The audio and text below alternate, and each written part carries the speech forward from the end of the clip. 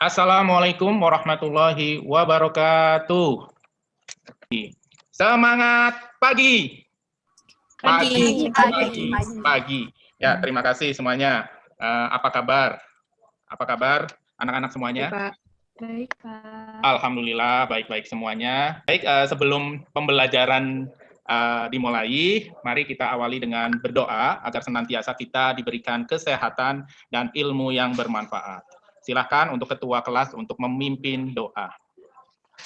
Aryo ya, ketua kelasnya Aryo. Kawan-kawan, sebelum kita memulai kegiatan belajar mengajar siang ini, maka baiknya kita berdoa sesuai dengan saya masing-masing. Berdoa dimulai. Berdoa selesai. Terima kasih Aryo. Ya. Baik, sebelum kita mulai pembelajaran pada hari ini, saya absen terlebih dahulu nih ya. Saya absen terlebih dahulu. Saya mulai dari Akila, hadir. Akila, oh hadir ada. Nah, sebelum berlanjut, saya memberi kesempatan dulu ke kalian, ya, memberi kesempatan ke kalian di sini. Mungkin masih ada yang ingat dari pertemuan kemarin ya, pertemuan kemarin. Coba beri gambaran terkait dengan struktur yang menyusun tumbuhan itu apa aja, ya. Coba memberikan gambaran struktur yang menyusun tumbuhan. Ini terkait dengan materi yang kemarin. Silakan ada yang berani untuk mencobanya. Berani untuk mencoba? Saya, Pak. Oh ya, saya ya. Ya, silakan saya. Ya.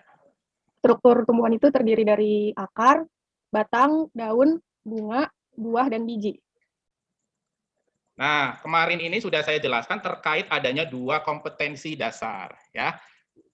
Pada pertemuan kemarin kita membahas terkait dengan kompetensi dasar 3.3 nih, ya. 3.3 menganalisis keterkaitan antara struktur ya pada jaringan tumbuhan dengan fungsi organ pada tumbuhan. Ini kemarin. Nah, pada hari ini pertemuan kali ini lebih pada kompetensi dasar 4.3, yaitu menyajikan data hasil pengamatan struktur pada jaringan dan organ pada tumbuhan.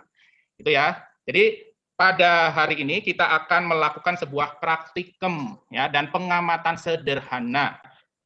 Nah, nanti di dalam praktikum ini ya, di dalam praktikum ini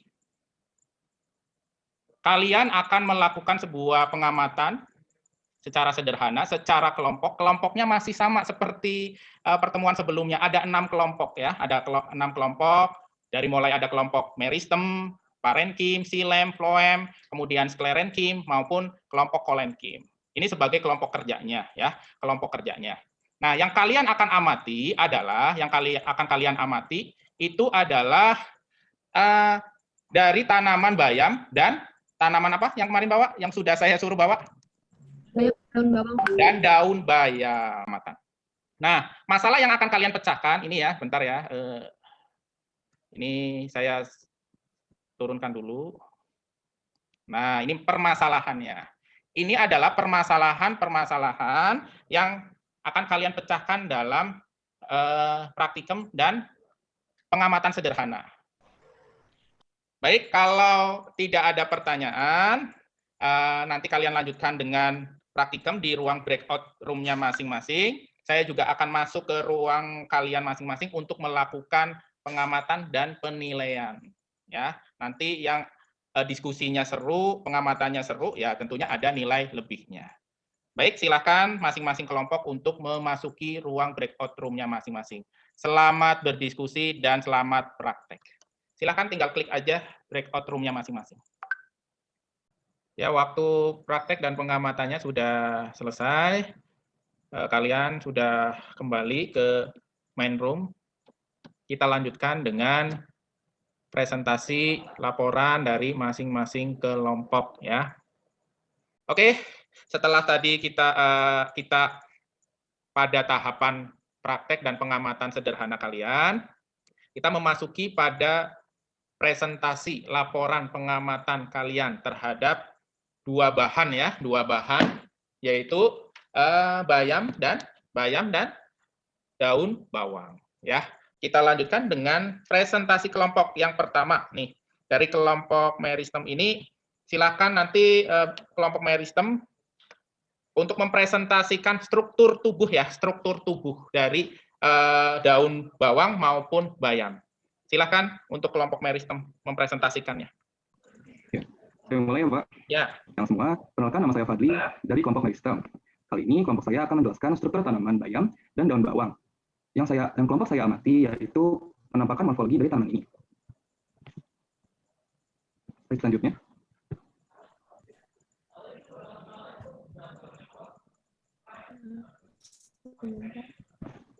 Yang saya akan bahas pertama kali yaitu struktur tanaman bayam.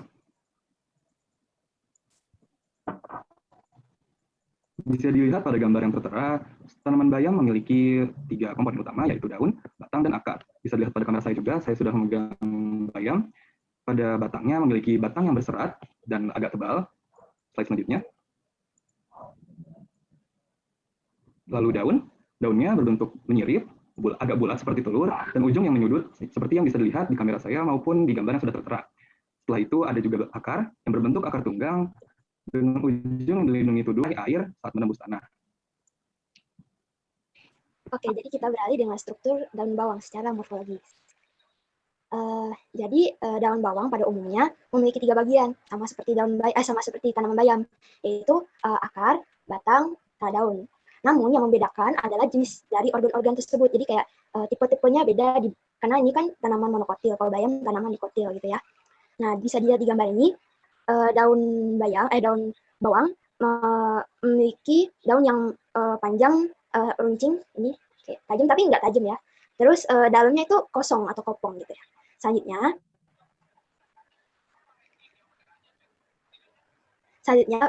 tumbuhan daun bawang ini juga memiliki 2 jenis batang, yaitu batang semu dan sejati. Nah, batang semu ini terbentuk dari kelopak daun yang saling membungkus. Nah, adanya tuh di sini ya, di sini. Jadi ini semu. Terus yang batangnya sejati terletak di bawah tanah dekat akar, lebih padat teksturnya dibanding batang semu. Kalau kita pegang-pegang kan, ini kayak masih lebih nggak padat lah. Ini batang sejati di sini, yang putih-putih ini. Selanjutnya, akar daun bawang ini akar serabut ya, yang tugasnya menjangkau air yang lebih banyak dengan rambut akar, modifikasi epidermis akar berupa rambut. Baiklah, sekarang saya akan menyimpulkan keseluruhan data yang kami peroleh mengenai struktur tumbuhan dikotil dan monokotil secara umum yang terlihat dari luar. Jika dilihat dari segi struktur daan, dimulai dari akar, batang, daun, bunga, dan bijinya. Berikut pembahasannya. Akar pada tumbuhan dikotil yaitu adalah akar tunggal. Lalu akar pada tanaman monokotil adalah akar serabut seperti pada tanaman daun bawang.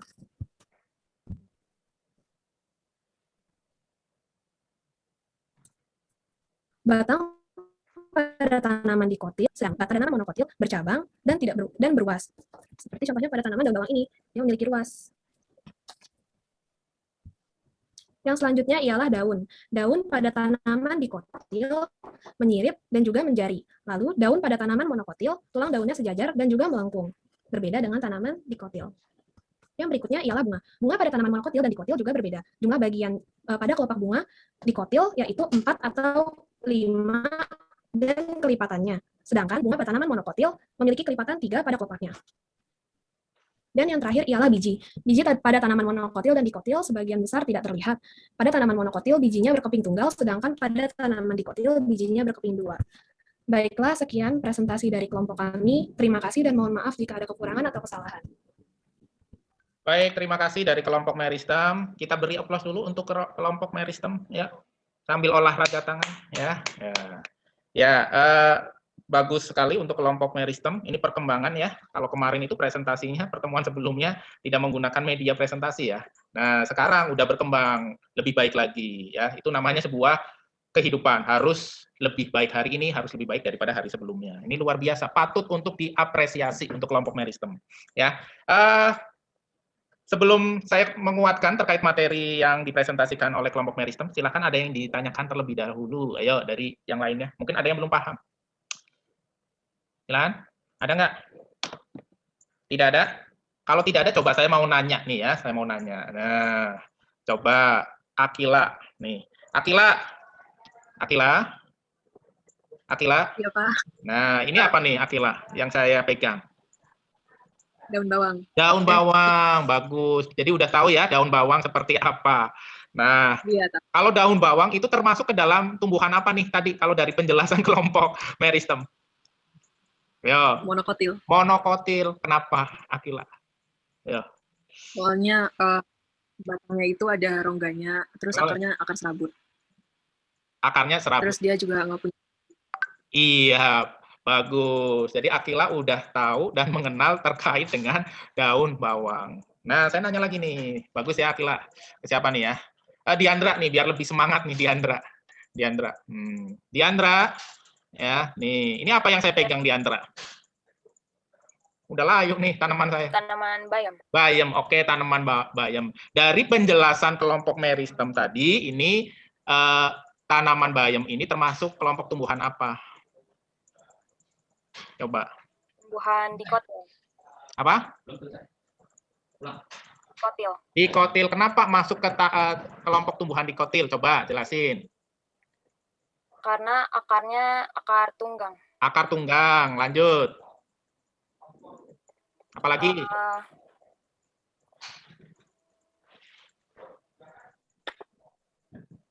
Apalagi selain akarnya merupakan akar tunggang, terus daunnya bagaimana kalau yang dikotil? Gimana, Diandra?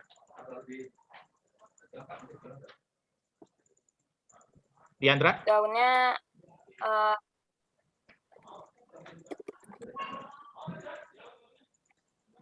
daunnya bagaimana?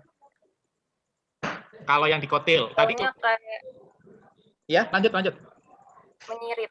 Nah, daunnya itu menyirip. Ya. Jadi baik Akila maupun Diandra berarti sudah tahu, udah paham, bisa membedakan antara tanaman monokotil di mana diwakili oleh daun bawang dengan tanaman dikotil yang diwakili oleh tanaman bayam ini. Ya.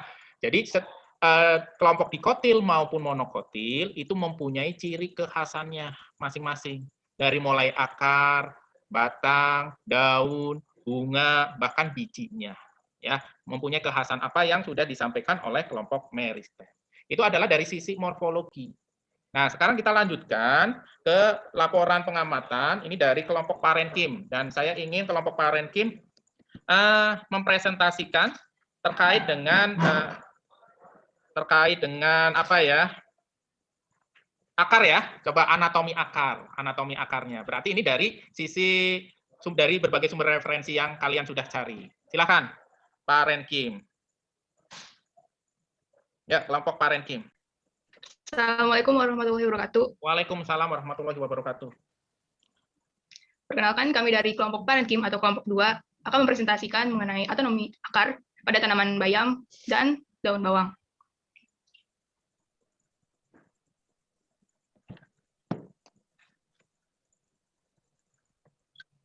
Secara anatomi, akar tersusun atas korteks, endodermis, dan juga stele atau silinder pusat.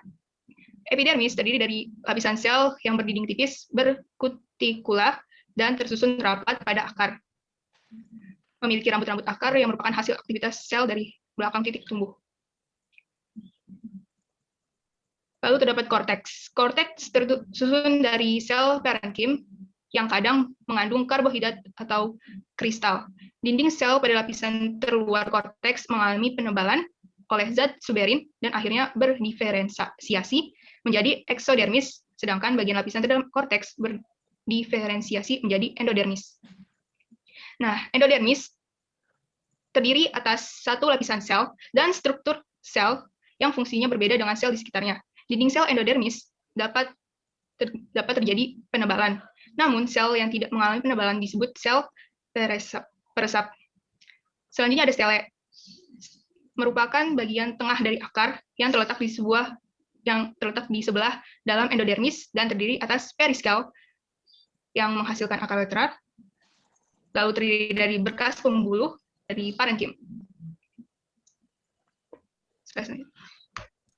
Sekarang saya akan mempresentasikan tentang akar dikotil, akar dari bayam. Pertama-tama, dalam anatomi akar bayam ini tidak memiliki kambium seperti akar monokotil. Memiliki kandium maksudnya, maaf.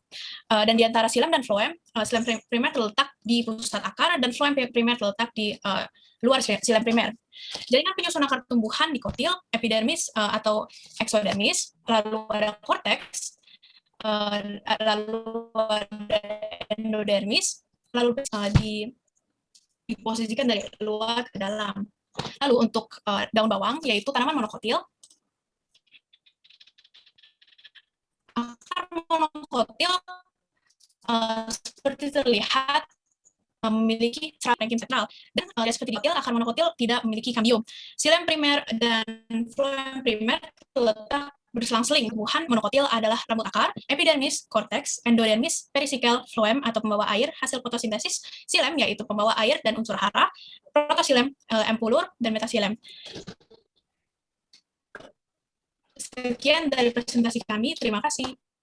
Oke, luar biasa dan hebat-hebat semuanya ya. Dari presentasi kelompok sudah menampilkan hasil laporan pengamatannya dan sampai dengan di ujung dengan menyimpulkannya, ternyata kalian memang telah menunjukkan potensi menjadi anak-anak yang luar biasa ya. Bakat kesuksesannya sudah ada. Tapi sayang sekali bahwa pembelajaran pada siang hari ini terbatas oleh waktu. Nah, jangan lupa LKPD-nya kalian selesaikan dan rapikan, kemudian kalian upload ke dalam psikologi ya. Kalian upload ke dalam psikologi. Nah, quote pada hari ini sebelum saya tutup, bila telah diperjuangkan dengan sungguh-sungguh, baik hasilnya sukses atau gagal, sesungguhnya semangat perjuangan itu adalah kesuksesan tersendiri. Begitu ya, semoga ini bisa menjadi inspirasi dan semangat kalian dalam mencapai cita-cita kalian. Saya akhiri pertemuan pada hari ini. Wassalamualaikum warahmatullahi wabarakatuh. Waalaikumsalam. Terima kasih ya semuanya. Terima kasih, Pak. Ya. Pak Toto, terima kasih Pak Toto.